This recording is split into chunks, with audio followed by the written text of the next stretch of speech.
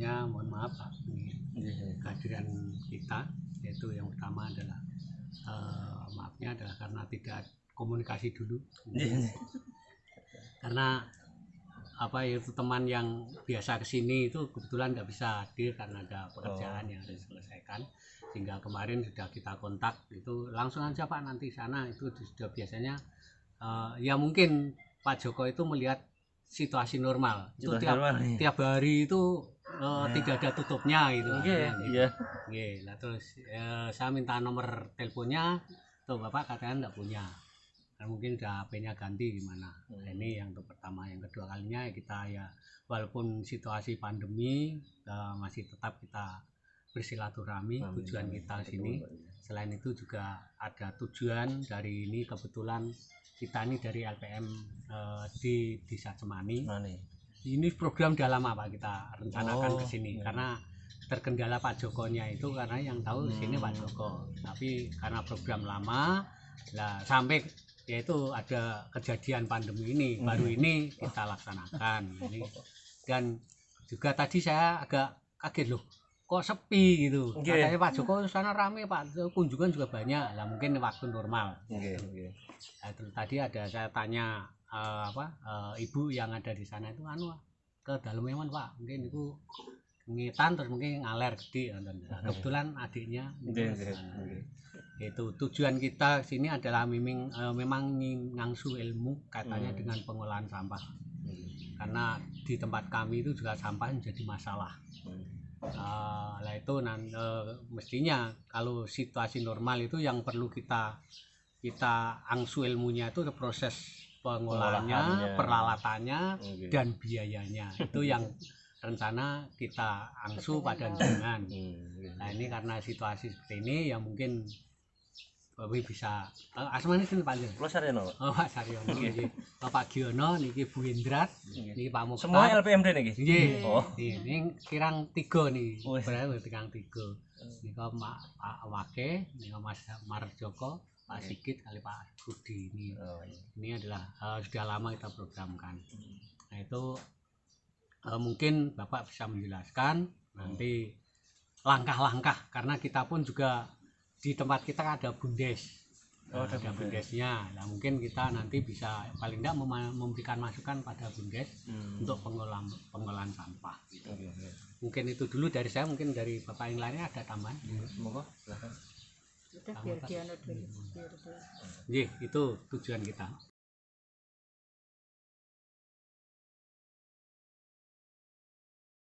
Nah, saya juga tetap seberapa kuat pun LH juga tidak akan mampu melayani semua terkait dengan itu tanpa ada istilahnya partisipasi dari masyarakat kan gitu. Karena kita sebenarnya yang paling penting di sini Pak, yang harus kita posisikan adalah bahwa sampah itu yang membuat kita, kan gitu. Sampah itu yang membuat kita. Karena kalau kita tuh orang yang bertanggung jawab ya harusnya kita harus menangani sampah kita sendiri, bukan kemudian menyalahkan dari pihak dinas atau pemerintah yang tidak, wah ini gimana sih pemerintah nggak bisa menangani, loh kan nggak bisa gitu dong, kan nggak. Nah kalau saya selalu berada dalam posisi itu Pak, kan nggak. Sehingga memang yang sering saya lakukan adalah justru memberikan satu bentuk pembuktian bahwa sampah-sampah itu sebenarnya bisa dikelola di tingkat rumah tangga, nggak perlu bebani desa, apalagi bebani pemerintah tingkat kabupaten atau TPA misalkan. Sepanjang kemudian dari pihak rumah tangga itu sudah punya kontak dengan itu, kan gitu. Nah kita bisa ngambil strukturnya PKK misalkan. PKK itu ada dasa wisma kan. Kalau sendirian nggak bisa atau nganu ya udah, dasa wisma yang kita pakai. Artinya secara komunal atau secara kolektif di tiap dasa wisma sudah harus bertanggung jawab terhadap sampah mereka. Nah tinggal kemudian bentuk-bentuk sampah apa saja sih yang bisa diolah. Sebenarnya kalau tadi jenengan di sana juga cukup banyak artinya banyak sekali kok sampah-sampah yang bisa kita manfaatkan, kan gitu. Nah ini yang kemudian bisa dilakukan, karena kalau hanya sekedar jenengan ngapunten dari pemerintah desa Cemani kemudian mengalokasikan dana cukup besar untuk kemudian dibangun sebuah TPS atau tempat pengolahan sampah, TPST tempat pengolahan sampah itu ada pihak yang mengelola, tapi kalau tidak ada jaminan daripada masyarakat, maka tentunya kelompok ini hanya pelayannya masyarakat. Penting aku wani bayar, piro toh bayarnya kan itu. Ya tak bayar, penting urusan kabeh sampahku kan gitu. Nah, kelompoknya tetap nggak akan mampu, Pak. Gitu. Iya.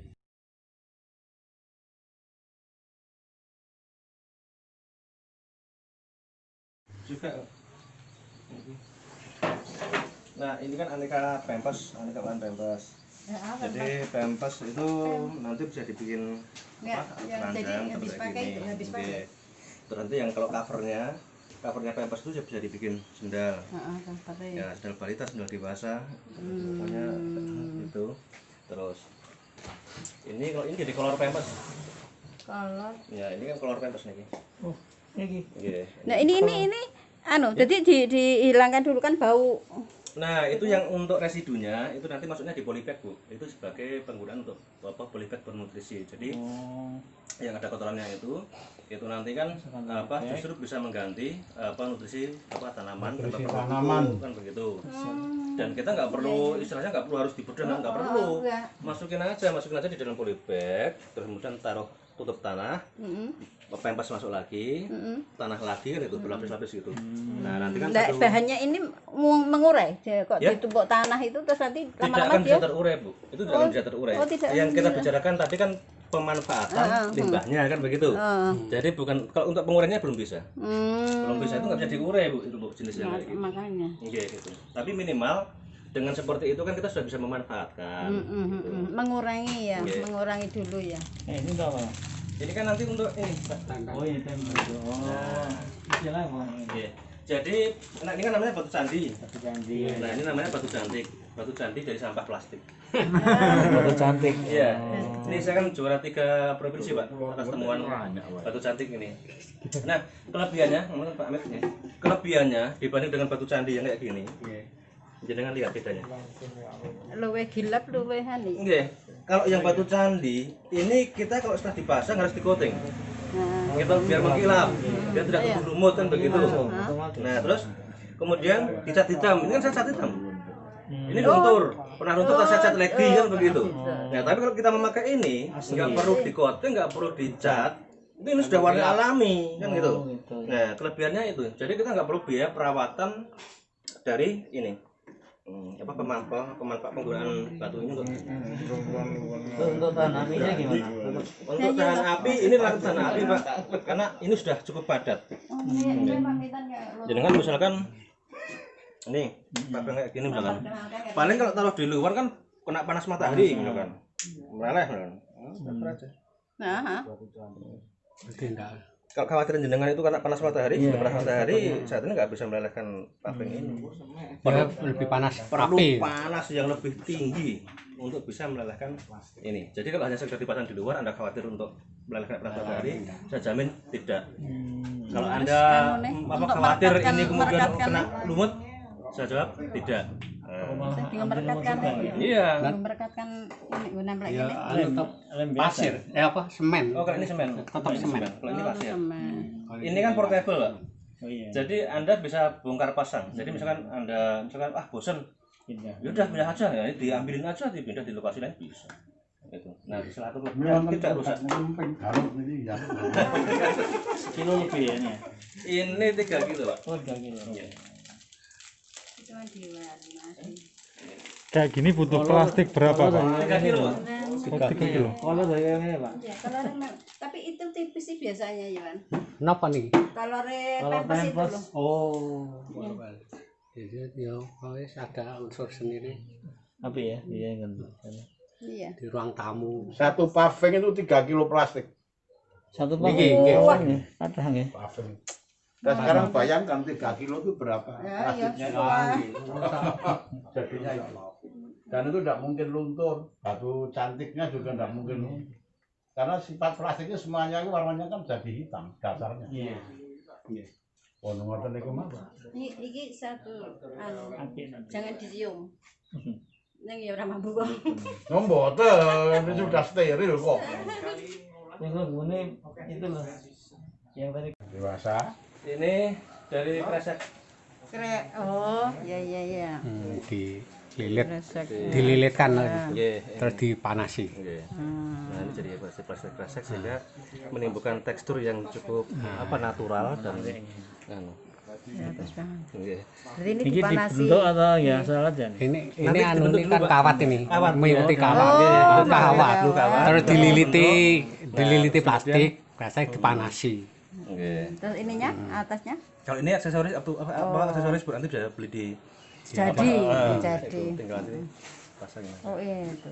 Tapi kan sudah anu Bu. Nah, kalau yang ini bekas apa tadi? Ini dari kertas. Iki anu nih apa? Canvas ya? Buntale, Cover. buntal cover itu loh. Oh, cover. Nah, ini kan kalau kertas-kertas yang tidak laku dijual itu bisa dijadikan bata. Bata dari kertas. Nek dengan anu Enteng ya mestinya ya. kayak harus ini. Nek dengan apa namanya? Sing biasa apa? Batako. Bagus mana ya? Kuat mana dengan batako kuat mana? Sebenarnya batako itu malah lebih mudah merepel Pak, pecah. Pemecah Jadi gimana? kan ini anu Mas Bos.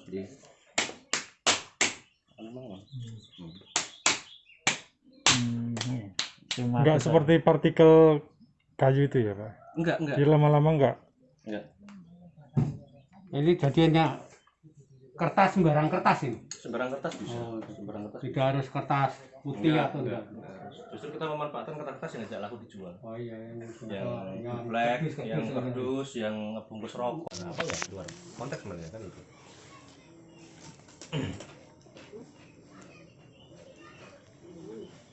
Dipakai untuk indoor juga malah eksotis untuk ranting.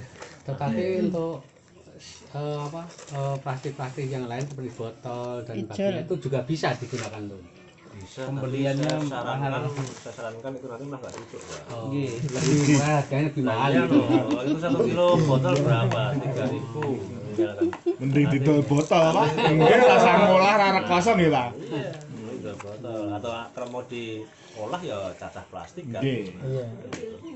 Itu kan nggak mau dijual. Iya. Karena di sini kami itu apa ya istilahnya itu menyelami jenis-jenis plastik. Gitu loh. Kalau kena botol kalau ini paling larinya nanti di kerajinan. Nah, nanti sing ora masuk nang kerajinan yo sisane kerajinan itu kami ambil kami cacah gitu. Itu jadi untuk botol atau anu selesai kan gitu. Nah terus kemudian bagaimana dengan plastik yang aluminium foil saset-sasetan itu. Nah ini nggak bisa kami gunakan untuk bahan packing Pak, karena aluminium foil itu nggak bisa meleleh. Jadi dengan membakar saset apa ya makanan anak-anak Kopi. itu yang kayak kopi itu yang terbakar kan hanya lapisan plastik yang di luar. Iya, iya. Aluminium foilnya nggak terbakar, jadi nggak bisa dimasukkan ke packing, harus butuh penanganan sendiri kan gitu. Malah milah lagi ya. Iya. Nah itu Jadi biasanya kan yang begini. kresek karena kita. Ya kalau kita misalkan nggak mau milah, biasanya yang kami lakukan itu ya sudah unjuk riwayat. Terus pada waktu proses pelelehan pabrik ini nanti kan yang mengandung aluminium foil kan nggak bisa ambil, tapi harus kita ambilin. Itu juga bisa. Kan, gitu. Ini warna asli sini. Ini kalau itu kan betul. Ini juga asli ya. Iya. Oh kalau yang merah itu apa? Itu pilok. Hanya untuk memberikan apa namanya variasi warna.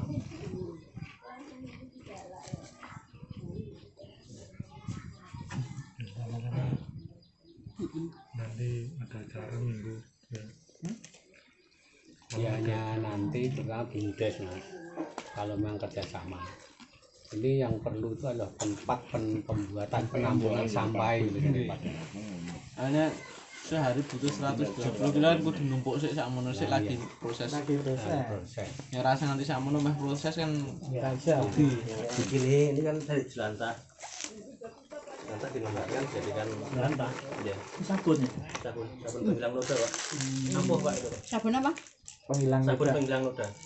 Jadi misalkan baju kena noda tinta atau noda yang apa agak sulit itu atau gumbal-gumbal yang regen itu pakai aja sabun ini. Oh, sabun ini. Oh, sabun baju Oh, bukan ini tadi sabun. sabun loh. Iya, Saya kira souvenir. Bukan sabun mandi ya? Iya. Bukan sabun mandi. bukan. Itu Jadi untuk dari menghilang noda.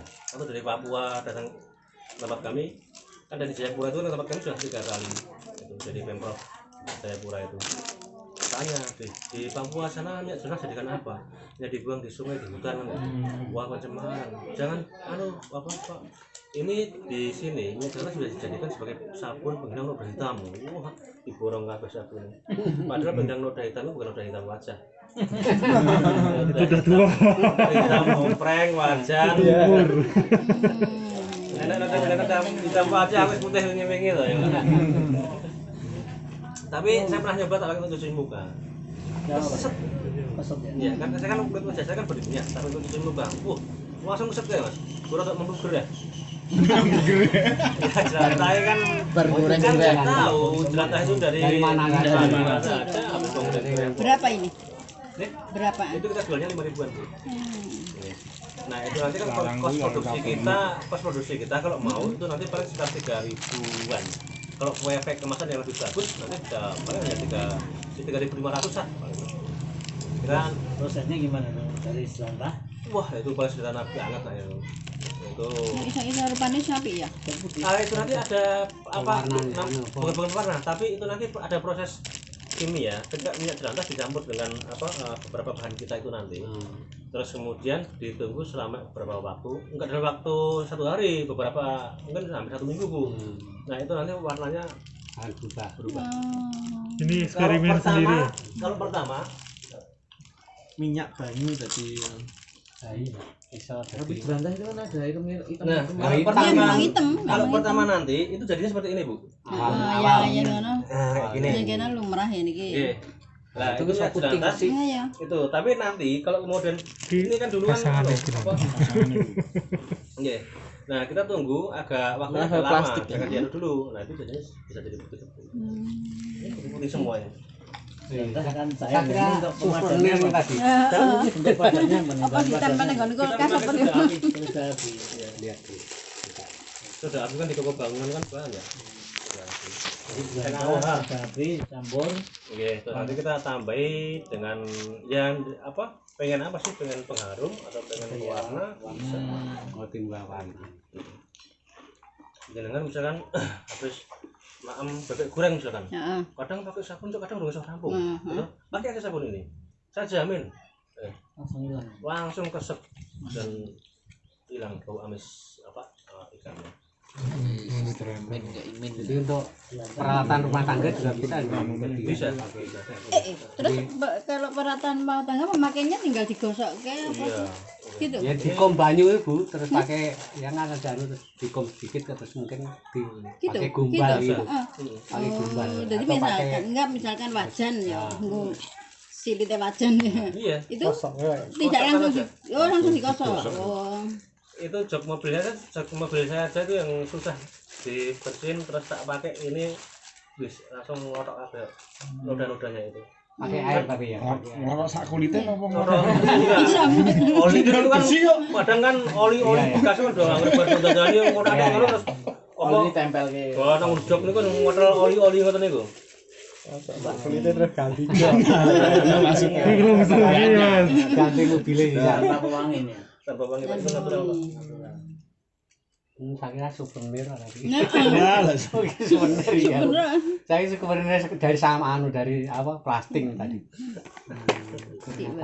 Sabun.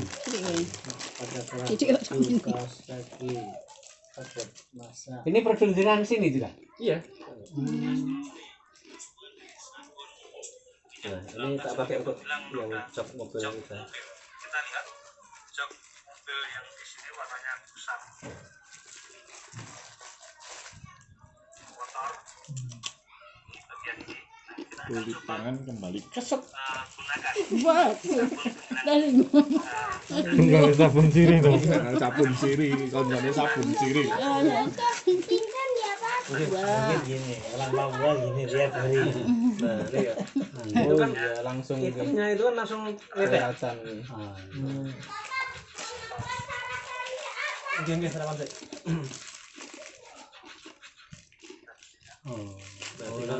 Tanpa pakai air. Itu tapi pakai air Pak pertama Pak. Tadi air di sprayer aja disemprot. Jadi dia berat. Jadi nggak ngerok istilahnya.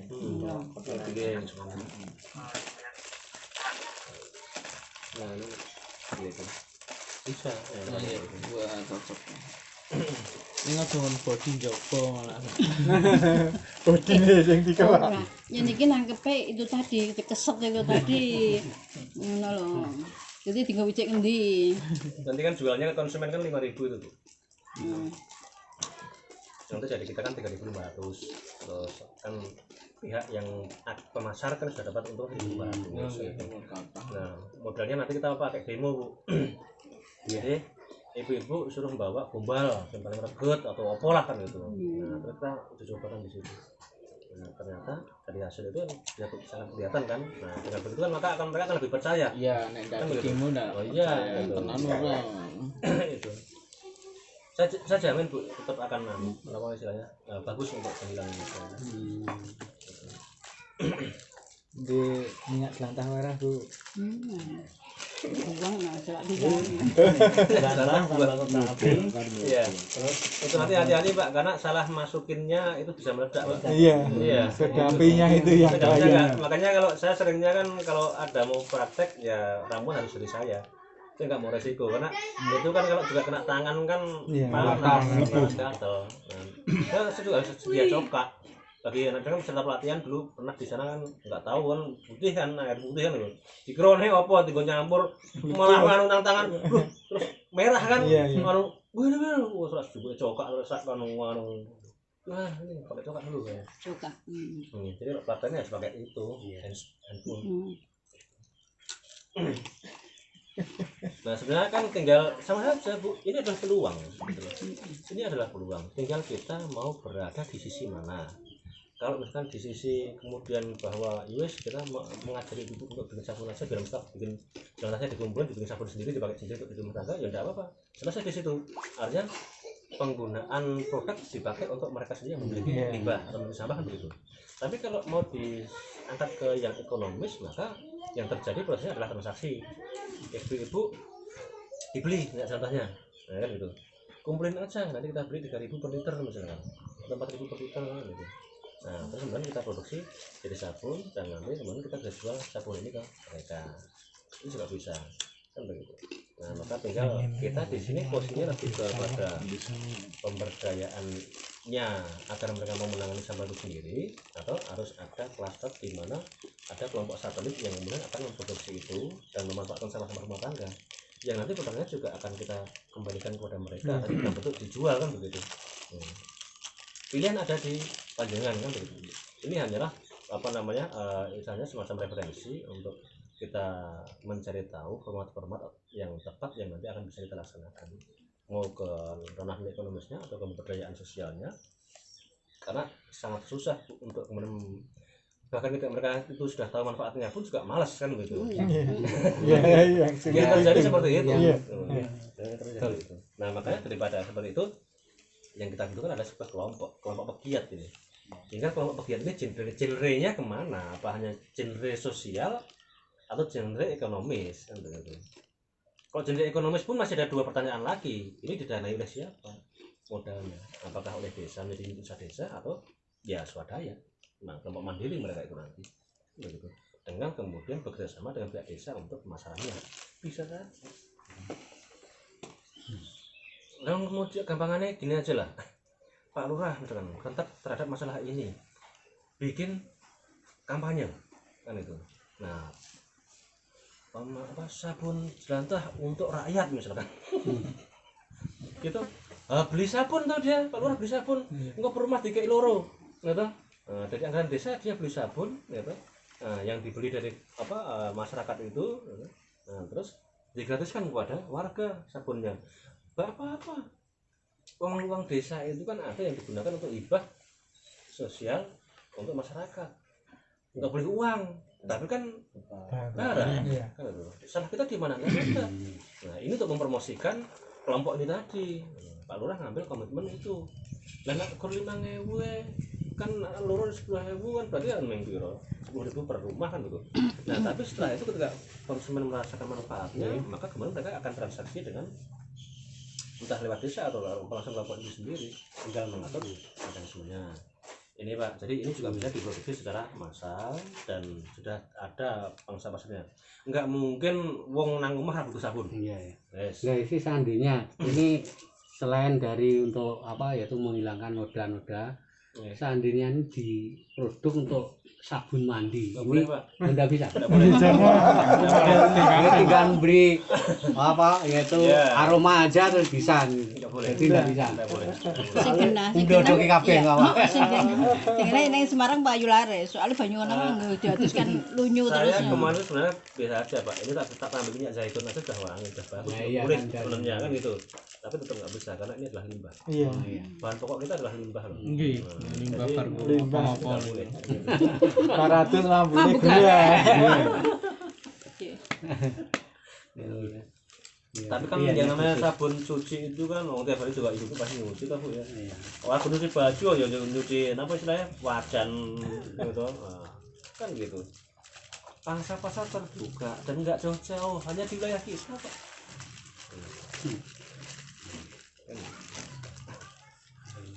Biar gue esok berjejaring nggak malah bagus meneh. Nggih.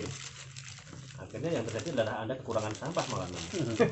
Iya, jadi di mana-mana dalam stand saya pada tak tulis beri kami sampah, beri kami sampah gitu. Karena aku kan sampah.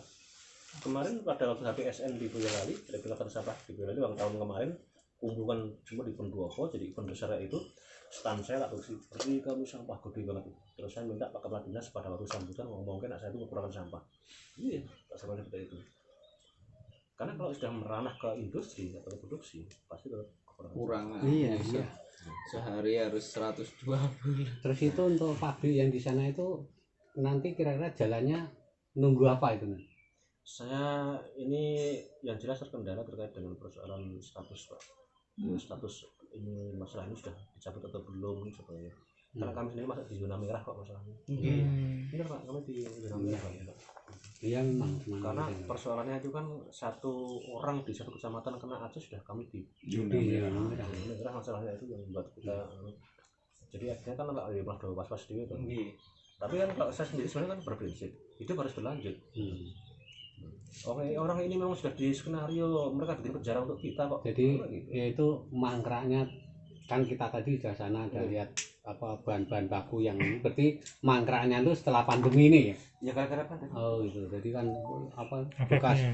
sosis yang berarti mangkraknya itu. Iya, itu. Nah, itu kalau plastik sosis itu untuk apa itu? itu nanti kan enggak, itu kan kalau dari sosis itu kan Pak, bukan plastiknya, tapi wujudnya masih ada pastanya. Rasanya untuk pakan lele itu. Oh berarti kalau plastiknya itu tidak bisa gunakan? Itu kan justru limbah kita sebenarnya. Jadi kan Oh dari PT sosis itu kan yang dikirim ke kita kan bentuknya kan apa masih utuh. utuh.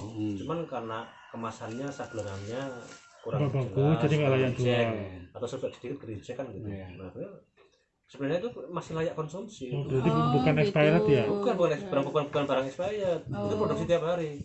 Oh, iya. Pokoknya Cuma dia punya SOP, nggak boleh Nah, itu. sablonannya kurang jelas Nah, atau kayak bungkusnya gitu. itu nggak layak Jadi yang dijual. jadi yang di quality-nya, quality controlnya kan karena ke sortir kan.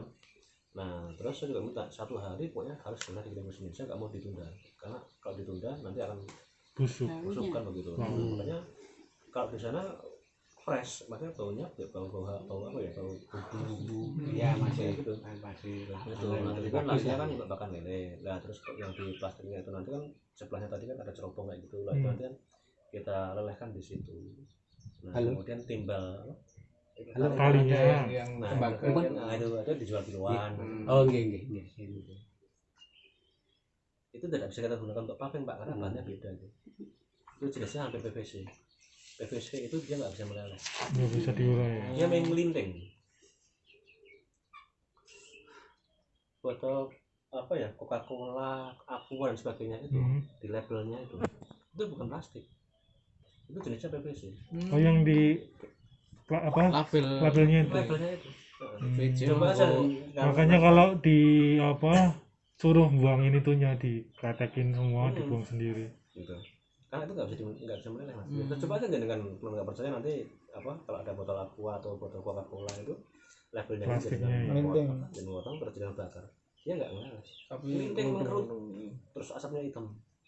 Nah, itu jenis yang kayak gitu itu yang karena PVC itu jenis olahan apa ya, olahan akhir lah kayak gitu campuran masuknya ke PVC itu. Makanya kalau Anda membakar PVC pasti hitam-hitam langas. Jadi enggak jadi apa-apa ya PVC online. Enggak bisa dicetak Ada. lagi. Ada olahan yang nanti dibikin lagi ke peralon, tapi di Jogja. Ini kemarin saya baru ditawarin dari teman-teman ada. Kemarin ada teman dari Jerman yang tergabung di pegiat forum upcycle Asia Pasifik, datang ke sini juga bicara, teman di Jogja ada kok, nanti bisa nanganin yang limbah PVC. Itu jenis-jenis PVC yang di kita itu nanti bisa didaur ulang di sana. Gitu. Karena teknologinya beda mas, itu kan memang pengapiannya atau bagaimananya itu yang lebih Campurannya. itu yang hanya teknologi kan ya tetap-tetapnya. Nah kemarin juga ada teman ada dari PT ini di Wonogiri ini yang dia juga pusing masalah limbah plastiknya, terus datang ke sini ketemu dengan saya, terus kok tahu sini bang, karena dibilangin dari DLH-nya Wonogiri. Karena kan di tempat saya kan pernah dikunjungi bank sampah dan DLH Jawa Tengah. Oh sudah. Nah, waktu event serasi bank sampah. Nah, terus dia nyiapin bahan saya makin dari 5,5 ton pak tiap hari. Nah ini sampelnya baru dikasihkan ke saya, kita coba dulu kalau bisa dia akan siap pada bahan itu untuk saya. Jadi saya punya bahan gratis kan itu. Sehingga permasalahannya adalah, dan mereka sudah menawarkan produksi di lokasi mereka. Bahannya luas, berdetak-detak gitu. Nah, kan kendalanya nanti itu kalau bahannya tak ambil ke sini, berarti cost transportnya. Tapi kalau tak produksi di sana, maka saya harus ini baru tak hitung juga itu. Tapi yang di sana ya jelas, silahkan Pak, kalau Anda mau itu Anda ambil aja, gratis udah bayar gitu. 5,5 ton. Nah ini ya baru saya baru ngitung nih sekarang, ngitung itu karena hitung-hitungannya kan itu tadi saya bisa bisa menekan kos biaya saya hanya berpikir tentang peralatan sama upah pekerjaan. Dia sudah siapkan itu kok 5,5 ton per hari itu bagi saya itu banyak. Ya selama ini sudah ada yang pesan banyak sudah Pak, tapi persoalannya adalah jadi kan yang tadi saya nggak bisa nyukupin. Kemarin aja saya selalu nggak enak juga, di order 3.000 saya hanya bisa memberikan 1.700 itu belum waktu yang lama. Karena saya nggak bisa dapetin sampah, Kurang sampah nih di kurang bahannya. penjual anu enggak ada yang sampah Terus plastik. kalau beli alat ini kalau kemana nih belinya? gampang Pak itu. Pesen Itu Kang Las. Pak, jangan sembarangan pesen di tukang las, karena kadang nanti hasilnya nggak presisi. Jadi pesan ke ahlinya langsung itu di Jatinom. Jatinom kemarin ini Etan Jatinom dusunnya Padas itu. Ini memang spesialis untuk ini Buat peralatan. karena sama nyoba. Nah untuk bengkel las di daerah sini kan juga sama saya di situ Tenggara juga las gitu. Banyak plat dari Plat. Terus saya pernah kecewa yang yang bikin cetakan yang ini ini. Nah ini tak bikin lagi yang lebih banyak kan gitu. Saya beli plat sendiri, terus tak suruh ngelasin di sini, tak bikin gambar. Wah nggak presisi. Dan sana ya cetakan plat itu juga Kurang bagus. Nah kok yang di Padas Jatinom itu memang dia spesialis, memang dia memang bikin Peralatan ya. Harganya variatif Pak. Yang paling murah yang plat yang anu itu cuma 100.000 malah. Untuk paving beton. Tapi motifnya polos. Motifnya yang atas itu polos. Oh itu belum ada di Itu motifnya sendiri, nanti ada harganya sendiri kok. Oh, Misalkan kan begini, jenengan bisa beli motifnya sendiri kok. Kalau nggak salah 50.000. Ada pengen motif yang gimana ada gitu. motifnya kayak Ada gini, ada yang kembang-kembang motif mungkin ada kayak gitu. Oh, logo nih. bisa. kilo rata langsung dicap gitu. Oke. Itu langsung dipres-presan gitu kan. Oke. Jadi itu kan lapisan yang motif itu sendiri Pak, tidak jadi satu dengan yang kotaknya itu. Itu ya. Di atas Bisa ganti motif itu. Jangan bisa aja order pakai inisial atau logo, bisa aja. Nah ini kan saya juga karena saya menang di provinsi tahun 2019 kemarin lomba Renova, saya dapat penghargaan dari Bapak Gubernur dan dari Kementerian Dikti serta fasilitasi untuk hak kekayaan intelektual atas produk ini adalah milik saya. Gitu. Nah, ini tinggal nunggu dari Kemenkumham untuk sertifikatnya. Kemarin kita sudah dikumpulkan di login se Jawa Tengah itu yang pemenang-pemenangnya itu terus didampingi dari Kemenkumham untuk pendaftaran lakinya gitu. Pendapatan ya.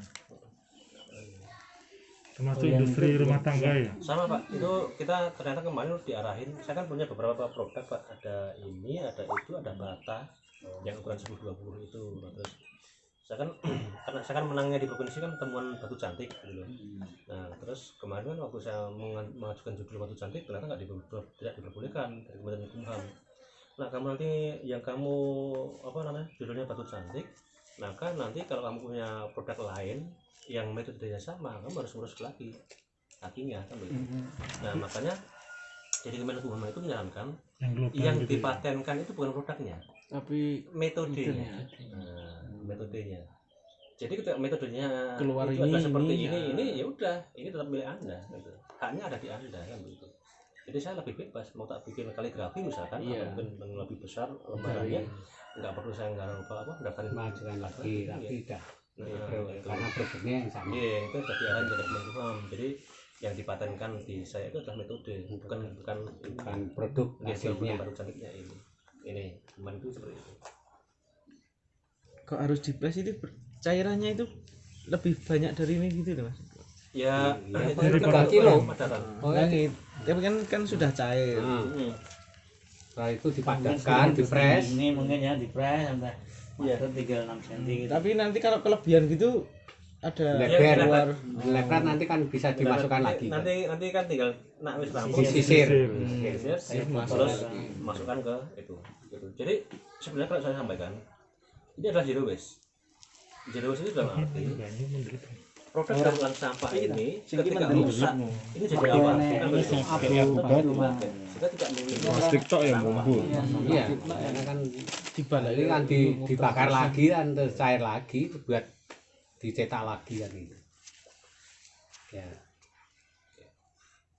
Terus ini sementara nih yang ini itu penjualannya itu nandiran produknya itu apa maksud saya itu kan bahan bakunya kan jelantah. Nah ini ukuran sekian ini menghabiskan berapa liter atau berapa ukuran? Sedikit banget Pak.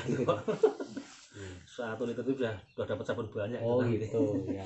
Jadi malah mudah ini mungkin anunya untuk ya makanya ini hanya riskan ini kan riskannya kan yang sudah menyampur yang saya khawatir itu kan sampai meledak itu yang iya. Jadi kalau biasanya kalau untuk pelatihan atau mereka mau praktek sendiri saya sudah tak racik kan, jadi mereka lebih aman itu. Nah jadi kembali lagi bahwa konteksnya di sini yang kita bicarakan adalah sampah rumah tangga kan gitu. Nah sampah rumah tangga itu variannya apa sih? Kalau seperti organik tadi saya kan sudah ada yang membeli juga kan gitu. Nah terus kalau yang seperti botol dan gelas kan ya udah ada bank sampah kok. Udah ada bank sampah kan berarti kan bisa dibawa ke situ terus mereka jual kan gitu. Nah sehingga kita bicara yang di luar itu apa yang belum tertangani, pasti sampah plastik kresek itu nggak tertangani. Nah diselesaikan seperti ini. Ini jelantah pasti belum tertangani, mungkin baru masih dibuang-buang. Nah sudah ada solusi untuk seperti ini begitu. Nah pempes kayaknya saya juga nggak yakin, tapi bagi saya kalau mereka sebenarnya mau ya itu tadi Pak. Yang bagian yang kotor tadi potong sini ya masukkan aja dalam polybag, terus berikut kotorannya taruh dalam polybag, tutup tanah. Nah tapi jangan tutup tanah full ya, tutup tanah aja berapa ya gitu. Nah terus kemudian yang kedua masuk, artinya kan tidak ada jaminan kalau kemudian tidak ada istilahnya sarana pendukungnya kan gitu. Karena TPST itu diberikan dana oleh pemerintah itu hanya cukup untuk membangun kan begitu. Baru bangun rampung terus piye lakune, nah yang terjadi transaksional. Nah jadi dari pihak TSM memberikan harga untuk jasa pengambilan sampah lah, terus kemudian untuk pengambilan sampahnya itu yang yang istilahnya mungkin tidak mencukupi atau tidak menutup biaya operasional mereka. Nah, di desa Kuarasan ada Kuarasan ada nggih. Nah di Kuarasan itu juga dananya kalau nggak salah 600 juta, mesinnya lebih canggih dari mesin saya. Dan yang terjadi adalah mereka bisa memproduksi tapi nggak bisa menjual. Pupuk itu kan numpuk semua di sana. Nggak bisa terjual. Itu rata-rata semua yang di kendala seperti itu.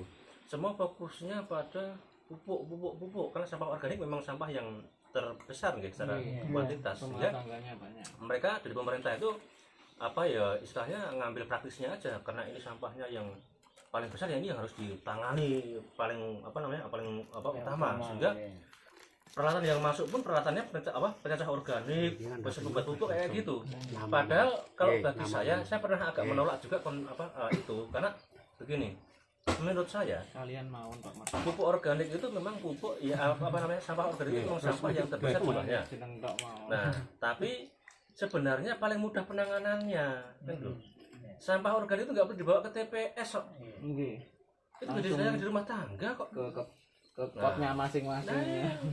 Tinggal bikin komposting aja selesai kok sebenarnya. Nggak punya komposting bikin jogangan selesai kok gitu loh. Kalau sampah organik ini dikumpulkan dibawa ke TPST misalkan, dan harus diolah di sana. Konsekuensi terbesarnya adalah uang nggawa rono iki butuh biaya. Satu. Uang merosot dari pupuk itu juga butuh biaya. Terus yang ketiga adalah nak iki harus dijual. Iya terusan. Siapa yang akan bertanggung jawab untuk membiayai ini terus?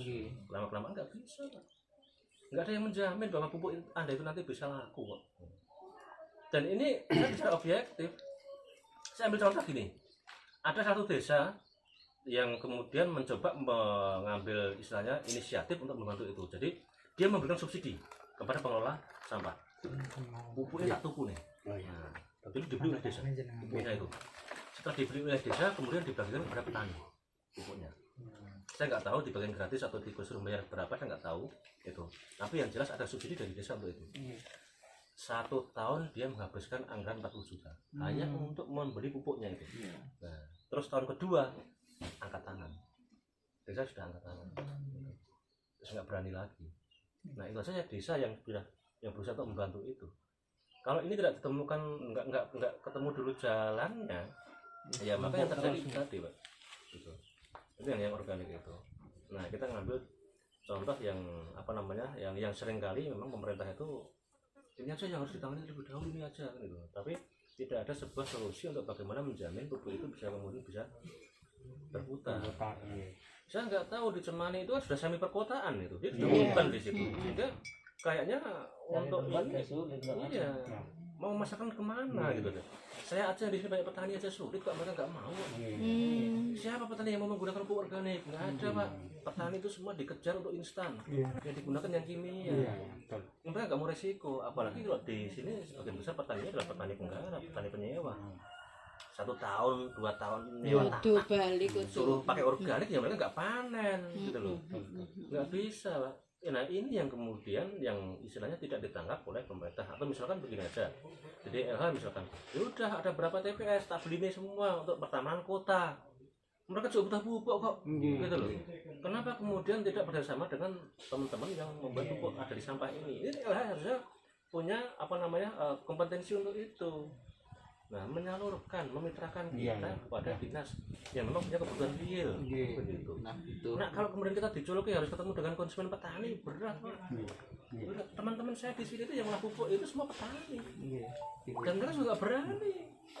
Padahal pupuk kami itu sudah diuji sama UNS, kami itu sudah didampingi dari Pak Joko dosennya Fakultas Ilmu Tanah dan Pertanian dari UNS, dan kami dapat sertifikat atas kualitas pupuk kami.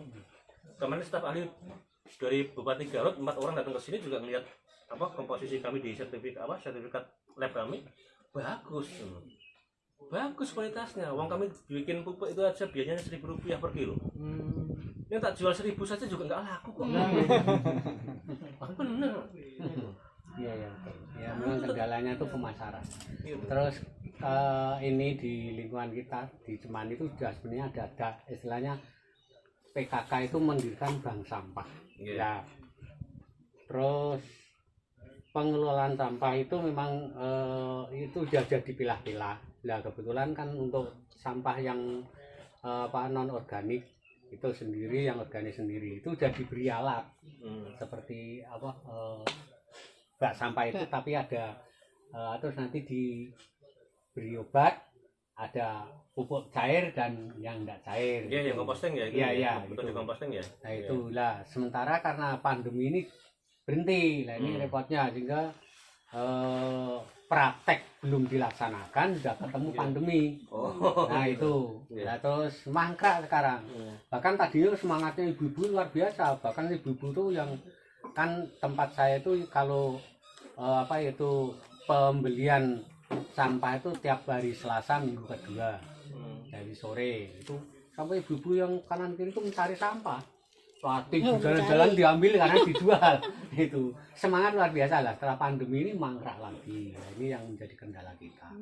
Nah, terus saya tanya, seandainya nanti itu juga ada pembimbingnya, terutama itu malah sudah tingkatnya mendunia, Mbak, siapa itu yang dari itu tingkatnya sudah mendunia karena pernah diwawancarai oleh di Kick and itu di TV, terus pernah diundang ke Thailand dan sebagainya untuk pengolahan sampah. Nah itu diberi alat, yaitu dengan obatnya untuk yang pupuknya itu. Ya, tapi kemarin ya itu mangkrak itu jalan lagi. Itu terus saya juga tanya, seandainya nanti ini sudah semuanya masyarakat itu sudah sadar, lalu sampah yang organik dan non organik itu dipilah, terus pupuk yang ini itu nanti kalau itu tidak terus kemana nanti Pak, sudah ada lembaga sendiri yang mau beli. Oh ya syukur kalau gitu katanya.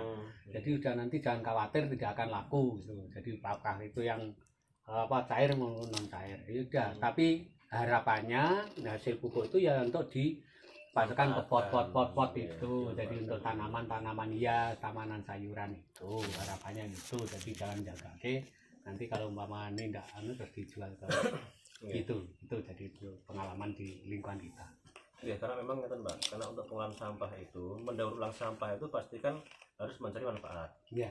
Nah jadi yang harus kita jadikan adalah agar produk dari daur ulang sampah ini punya nilai guna, punya nilai manfaat.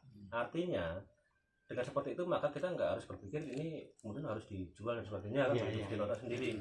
Tapi toh lama kelamaan masa jalan produksi itu kan nggak akan mungkin bisa istilahnya itu bisa terus dan nggak mungkin bisa kita pakai terus kan. Nah makanya tetap akan ada yang namanya ekspansi. Kapitalisme itu kalau nggak bisa ekspansi dia nggak akan mati kan begitu. Sama saja orang berproduksi itu kalau nggak bisa ekspansi juga akan mati kan begitu. Nah maka tetap saja kemudian produk daur ulang sampah itu akan dituntut ke nilai ekonomis. Agar bisa ekspansi maka dia harus punya nilai ekonomis. Nah nilai ekonomis ini benar harus kita perhitungkan. Bisa tidak kan begitu.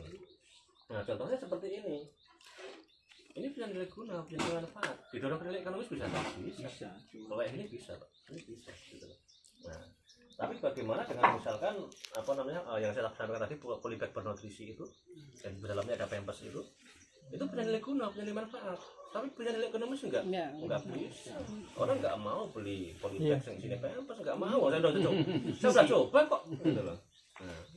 Nah ini yang harus kemudian kita pilah, karena saya di sini kan sebenarnya lebih untuk berinovasi, mencari bentuk-bentuk daur ulang, sehingga ketika saya dapat teman-teman yang silaturahmi berkunjung seperti itu, saya bisa memberikan beberapa varian apa sih yang paling cocok yang bisa tepat dipakai untuk yang di sana kan begitu. Mungkin saja dari dua produk ini dengan ini akan berbeda di tingkat masyarakat gitu. Wah bagaimana ya kan gitu. Nah ini sebenarnya kalau tidak desa mau maka ini bisa menjadi sebuah investasi pembangunan. Dan biasanya kan aspal, gitu.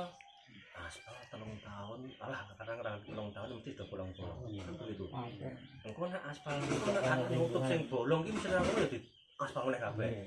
Banyak sekali anggaran yang terserap di situ hanya untuk biaya pemeliharaan. Oke, kita bicara yang bukan aspal, beton misalkan. Nah, beton pun juga pasti suatu saat tetap akan rusak, kan begitu. Dan butuh biaya lagi perawatan. Kalau kemudian kita pakai ini, bedanya oposisi kan itu. Nah ini pilihan jenis konstruksi. Kalau kita pakai ini, maka yang kita berikan pertama adalah bahwa ini adalah model pembangunan yang ramah lingkungan, ya, kan begitu. Karena dari sini nanti air itu nggak akan terbuang, bahkan bisa terserap masuk ke nat bukan di pavingnya. Kalau paving ini nggak bisa ditembus oleh air. Di sela-selanya itu. Maka kenapa paving beton itu bisa mudah hancur, karena dia bisa ditembus oleh air. Barang apapun kalau bisa ditembus oleh air tetap akan rusak. Kalau ini nggak bisa, ini harus ditembus oleh air. Nah terus pertanyaannya, airnya lewat mana untuk bisa ke tanah? Lewat niatnya. Nah, pikir-pikirnya ini. Nah, terus pertanyaannya kemudian, ketika ini rusak bagaimana? Dalam 3 tahun, nah, jelas rusak misalkan. Saya selalu pernah bercerita ke di mana-mana kalau ini sebenarnya kalau pun ini pecah, ya pecahannya dilelehkan lagi, dicetak dipaping lagi kok, pasang lagi di situ kok. Di mana biaya yang timbul dari ini? Apalagi saya bicara umurnya juga lama ini loh, dibandingkan dengan beton atau apa juga lama ini. Aspal itu lapisan paling ada tipis, nggak akan mungkin bisa tebal ini kan begitu. Nah, ini padahal tebalnya 6 cm kan gitu. Enggak, saya rasa untuk jalan-jalan desa nggak akan mungkin bisa ngaspal setebal 6 cm, nggak mungkin. 1 cm 2 cm. Nah, yang jalan nasional tidak sampai 6 cm. Makanya itu nggak ada kan gitu. Nah, makanya ini yang saya sampaikan, ini adalah investasi pembangunan. Sekali kita menggunakan paving ini, maka sampai 5-10 tahun ke depan itu nggak akan ada biaya perawatan untuk perbaikan ini. Dana bisa digunakan untuk kemudian lebih memberdayakan ekonomi masyarakat atau kebutuhan sosial masyarakat. Ini yang namanya investasi. Tapi setiap saya bicara seperti ini, nggak banyak lurah yang start yang start dengan soalnya kan hanya bicara bahwa penghematan anggaran desa jangan melulu digunakan untuk pembangunan infrastruktur, biaya pemeliharaan, perawatan. Sekali Anda menggunakan ini, maka Anda nggak perlu berpikir selama Anda menjabat sebagai kepala desa. Bisa seperti itu. Anda Pak Lurah menjabat kepala desa selama berapa? 6 tahun. Saya akan jamin produk saya ini nggak akan rusak selama 6 tahun. Nah, nggak pecah, tak ijoli. Oh, saya berani menggaransi kok. Kan begitu. Tinggal melelehkan lagi. Kan gitu. Tinggal ambil Artinya secara rasional pun apa yang saya sampaikan sudah diterima harusnya kan begitu, Pak. Kan itu. Artinya Anda pakai ini selama Anda menjabat nggak akan ada biaya perawatan. Ini Anda ngaspal, selama Anda menjabat setidaknya ada 1 kali biaya perawatan. Setidaknya loh. Nah, artinya bisa saja terjadi 2 kali bahkan kan gitu. Nah, ini kita bicara pada konteks itu ya. Nah, ini kalau rusaknya 6 tahun, berarti ada proyeknya nunggu 6 tahun. Lah nggih, makanya itu saya kan maturnya kan Yang seperti dua kan itu. proyeknya 2 tahun, nggak pernah ada proyek lagi. Saya kan bicaranya kan tapi kan investasi infrastruktur kan begitu. Nah, bayangkan kalau kemudian kita pakai yang jenis seperti ini, maka uang desa itu lebih Bisa digunakan sebetulnya untuk untuk pemberdayaan rayain. masyarakat, kebutuhan sosialnya, itu apa BPJS dibayar ke desa ya ora apa-apa. Nah, kan ini pertama itu ketika artinya ketika desa punya komitmen seperti itu berarti terbuka peluang untuk apa? Untuk pengadaan barang. Kan begitu. Nah, terjadi peluang untuk pengadaan barang. Sekarang kenapa kita takut bikin paving plastik? Wong Pak Lurah sudah menyiapkan jalan-jalan kampung, jalan-jalan desa yang mau dipakai untuk ini kok. Kenapa kita nggak bicara ini sebagai sebuah proyek bersama? Proyek yang artinya di satu sisi penyelamatan lingkungan, tidak akan ada yang namanya sampah-sampah plastik kresek berada di pinggir jalan, diselokan, sudah lahan kosong atau apa namanya di titik-titik apa jalan, nggak akan ada. Karena apa? Kita semua butuh sampah plastik sekarang. Kan begitu. Betul. Nah, itu Nyala sampah bermanfaat plastik. bernilai. Nah, terus sampah plastik itu mau dibawa kemana? Dibawa ke kelompok yang kita tunjuk, gitu, untuk memproduksi ini. Nah, oke, mereka berproduksi. Baru kuwi terus pabriknya digosok apa? Desa. Dipakai untuk jalan-jalan, untuk bangun-bangun. Mau halaman, mau jalan desa. Cukup konkret kok, Pak. Cukup konkret. Nah, tinggal kemudian siapa yang istilahnya akan mengawali, istilahnya merembuk ini. Gitu. Ini cukup konkret untuk dimanfaatkan untuk menyelesaikan masalah sampah plastik kresek tadi. Gitu. Semua jenis sampah plastik, Pak, ini Pak, yang itu bisa meleleh, bisa digunakan untuk bahan ini. Tuh. Nah, atau mau yang seperti ini bisa, variannya ini bisa, kan gitu. Nah, maka dengan seperti ini saya sudah memberikan satu bentuk alternatif solusi bahwa Anda dari Cemani akan selesai untuk permasalahan sampah plastik dan akan menemukan titik temu itu. Toh, misalkan seperti ini, saya yakin kok kebutuhan sampah plastik yang ada di Cemani itu selama 6 tahun dikumpulkan dibikin ini baru bisa merampungi pembangunan jalan desa. Ya dah? Tetap kurang pavingnya kok, gitu loh. Loh, artinya kan di sini kan kita apa yang kita takutkan kan gitu loh, Pak. Nah, syukur bagi kemudian lurah periode selanjutnya juga tetap melanjutkan kegiatan ini sehingga Itu tadi kita itu nggak perlu harus cari pasar uang berproduksi itu yang bingung di pasar kok punya cara pemasarannya kok itu lalu ada itu sudah punya pemasaran sendiri kok kenapa kita harus bingung. Nah ini satu contoh konkret Pak untuk penanganan sampah plastiknya. Nah organik, nah kalau saya ya kalau bilang tadi sudah ada yang membeli sih monggo mau dibikin industri silahkan gitu loh. Tapi tadi yang saya sampaikan kan banyak sekali teman-teman yang memang repot terkait dengan penanganan sampah organik. Nah kan sampah organik itu sampah yang terbesar dan mereka juga tidak bisa menjual dalam bentuk pupuknya dan begitu. Tapi kalau jenengan sudah ada beneran nggak apa-apa jenengan bikin TPS aja terus kemudian kita diproduksi di situ. Pupuknya sama dengan pupuk ya kan nggak perlu takut kan begitu. Oke, berarti organik sudah tidak punya masalah di kita dengan konsep perencanaannya. Sampah plastik yang paling susah sudah bisa kita temukan jawabannya kalau mau loh ya. Nah kalau mau jadi silakan aja nanti kalau jenengan mau menyampaikan ini kepada pihak desa atau siapapun silakan aja Anda mau mendebat kita nggak apa-apa tapi kita memberikan satu bentuk yang nyata kok. Kalau kita mau dihitung juga bisa kok ketika itu butuh ini satu pabrik butuh 3 kilo kan begitu. Nah untuk kemudian jalan hitungannya per meternya itu bisa mencapai 35 biji per meter persegi ya. Saya jalan ke lebarnya 3 meter misalkan 3 meter dawane 100 wae lah gitu. 100 ping 3 meter itu berapa? 300 meter persegi. Dihitung ke 300 meter persegi ping 35 butuh berapa? 900 paving atau 1000 paving itu aja ya? 1000 paving. Nah 1000 paving berarti Anda butuh berapa? 3 ton sampah plastik. Golek nang endi sampai rumpukno kabeh sak cemani. Butuh berapa tahun kan? Ini adalah salah satu contoh simpel aja. Bahwa sebenarnya Anda itu nggak perlu repot gitu. Kita tuh sudah bisa melaksanakan itu sendiri kok secara mandiri kok kan gitu. Nah, gitu. Atau misalkan pihak desa nggak berkenan, yo sementing nggak digawe terus kemudian kayak kenang pun halaman masjid atau apapun juga bisa kok gitu. Kalau tinggal kemudian kita mau bicara di ranah apa kan gitu. Kalau memang ranahnya di ranah produksi, ya udah ini Pak Lurah harus membeli produk pabrik kita kan gitu. Nah, kalau ini mau dibumdeskan ya berarti sebagiannya nanti masuk ke PAD kan gitu. Nah, tergantung mau kita mau pihak apa.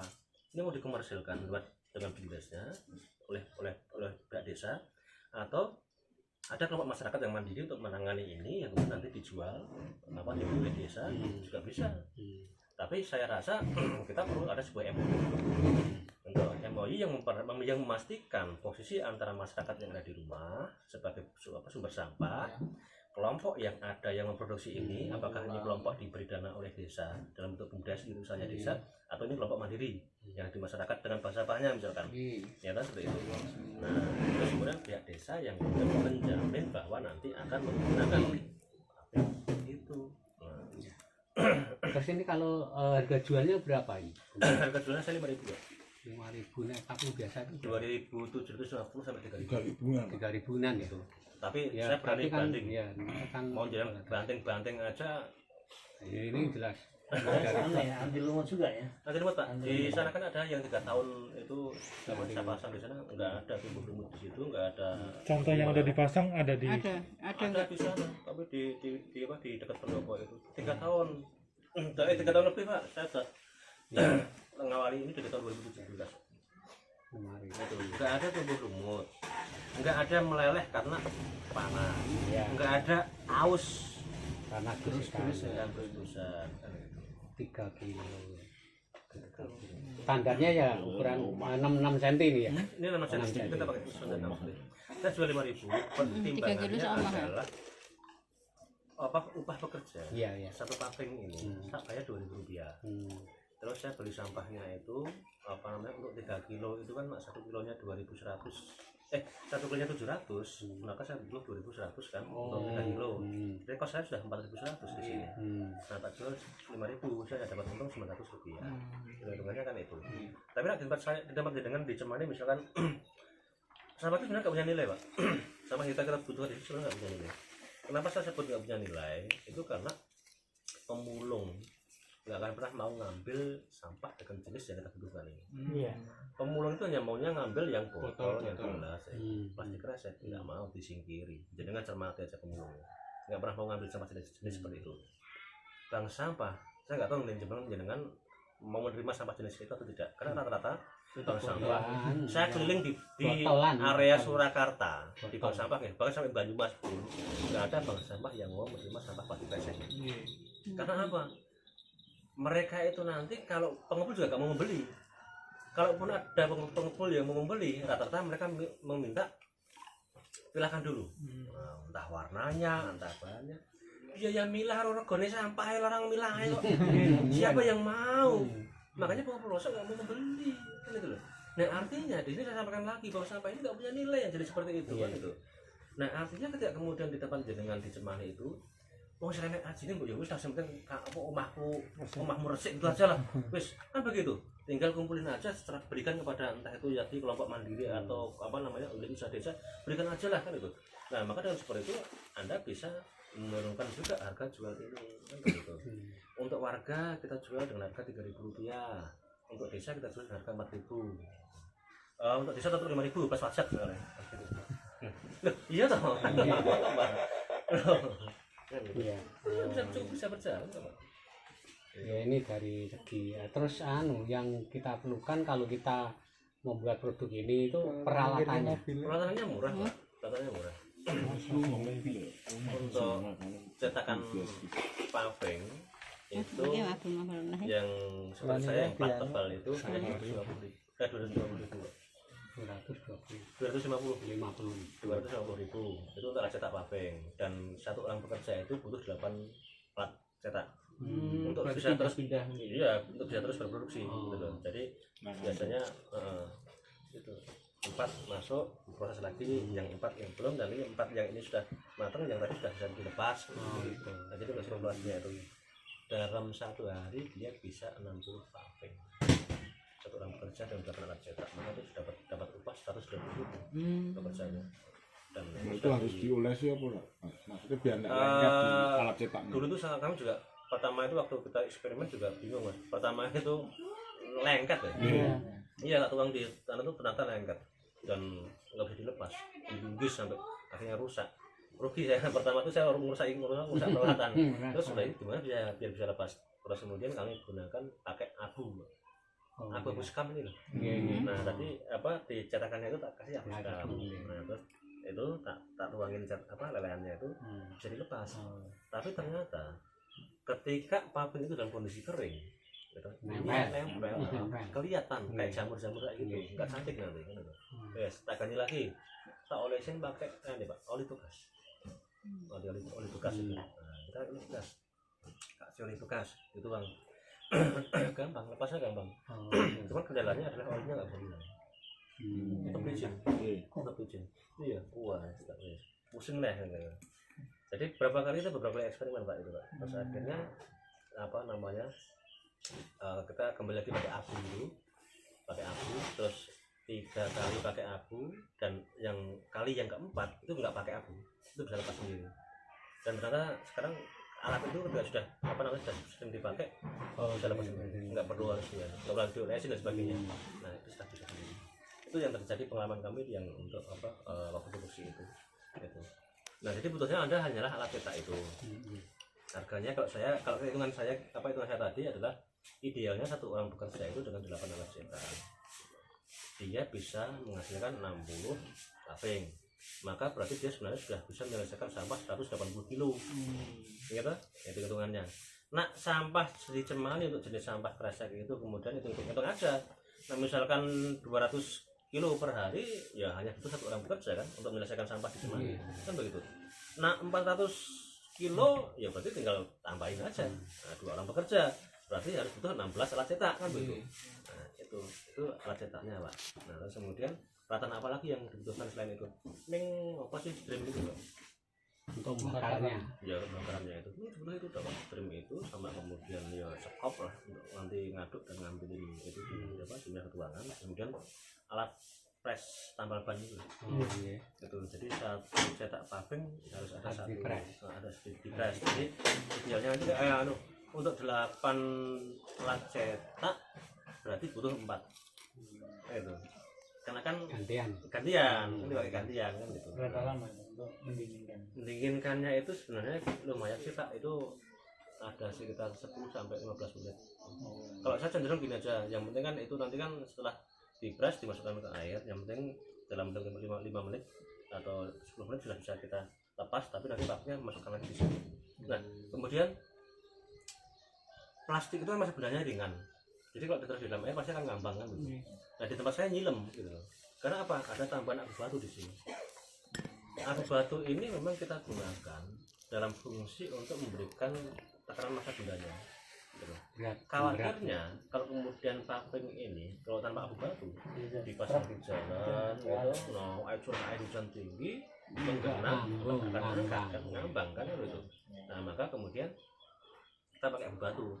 Saya eksperimennya pada waktu itu kita pernah campur dengan bubuk bata merah, bubuk herbal, abu, pasir dan abu batu. Ternyata yang saya dapatkan pengalaman yang dari itu adalah senyawa plastik itu tidak mau menyatu dengan senyawa yang lain, seperti minyak dengan air. Itu bisa menyatu dalam satu gelas, tapi tetap ada sisanya. Saya pernah nyoba, karena yang waktu